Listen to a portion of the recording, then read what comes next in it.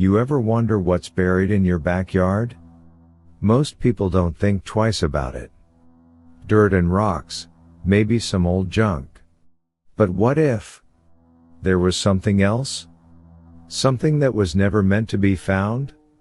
Something that should have stayed hidden? The Mercer family thought they'd found their dream home. A cozy, two-story house on the edge of town, surrounded by tall trees and wide open space. It was supposed to be their fresh start. A place where their kids could grow up safe, where they could escape the chaos of city life. Until they found the bunker.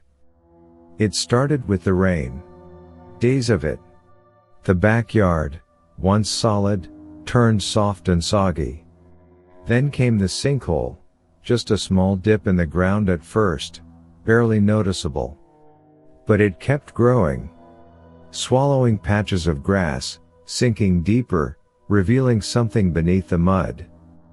"Dad, there's something here." Jordan, their 15-year-old, was the first to notice. He'd been poking at the soft earth with a stick when he heard the clink of metal.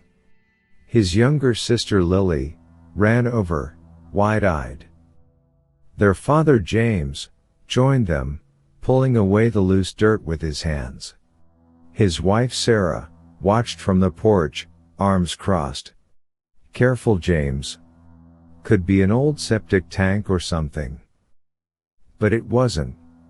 As James dug deeper, he uncovered a heavy, rusted door. It had a wheel lock handle, like something out of an old war movie. It looked old. Older than the house itself. "What the hell is this?" James muttered. He wiped the sweat from his brow, staring at the strange discovery. Ethan was already reaching for the handle. Sarah stepped forward. "Should we even be messing with this?" But curiosity had already won. James grabbed the handle and twisted.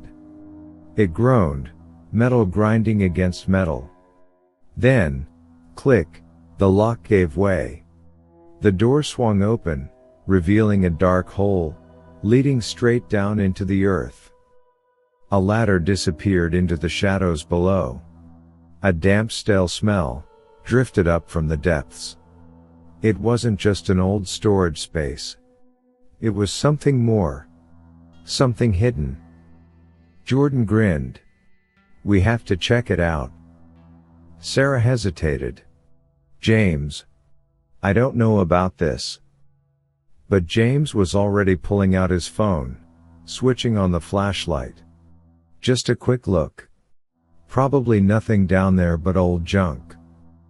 He stepped onto the ladder, his boots echoing against the metal rungs. Jordan followed, then Lily, her excitement outweighing her fear. Sarah stayed behind, chewing her lip, watching them disappear below. The deeper they went, the colder it got. The air was thick. Stale, like something had been sealed away for years. James reached the bottom first, shining his light around. The bunker was bigger than expected. A long, narrow hallway stretched forward, walls lined with shelves, filled with dusty cans, water jugs, and old tools. A survivalist's dream. Or a lunatic's hideout. Ethan picked up a can. "These are like 50 years old." James nodded. "Some kind of fallout shelter maybe?" Then Lily spotted something at the far end of the hall. "Dad, there's another door." James moved closer, brushing away cobwebs. The door was heavy steel, different from the bunker's entrance. A keypad was mounted beside it. "What the hell?" James muttered. He tried the handle. It was locked. The keypad was old, yellowed with age, but still intact. Ethan grinned. "Can we try some codes?" Sarah's voice echoed from above. "James. Kids. Come back up here, now." James sighed. All right, let's go. But as they turned to leave, they heard it.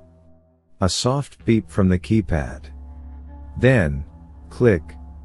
The steel door shifted, just slightly. As if something on the other side had unlocked it from within.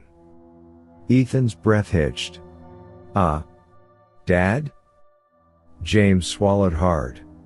The door, sealed for decades, had just unlocked itself. And now, it was opening. A sliver of darkness yawned before them. The steel door creaked, its rusted hinges groaning, as it swung inward, revealing another passageway beyond. But this one was different. The walls weren't lined with shelves. They were lined with something else. James lifted his flashlight, and his breath caught in his throat. The walls were covered in papers, old photographs pinned in neat rows. Faces stared back at them. Dozens, maybe hundreds of them. Some faded, some sharp, all of them marked with red ink. Some had crosses carved over their eyes. "Dad," Lily whispered. "What is this?" James stepped closer, his heart hammering in his chest.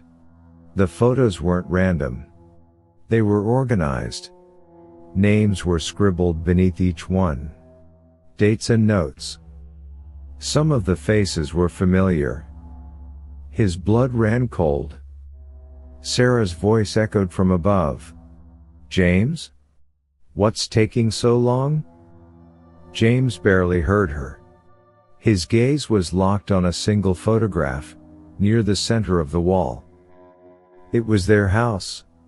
A picture of it. Taken from the street. And beneath it, scrawled in shaky handwriting, was a date. Tomorrow's date. Something rustled deeper in the bunker. A whisper of movement. A breath of air that didn't belong to them. James grabbed Jordan and Lily by the arms. "We're leaving now." They turned and ran, boots slamming against the floor, heartbeats thundering in their ears. As they climbed the ladder, James risked one last glance back. The steel door was swinging shut again. And just before it closed completely, he swore he saw something move, in the darkness beyond. Something watching them leave. Love this spine-chilling story? Don't forget to like, share, and subscribe, for more tales that will keep you awake at night.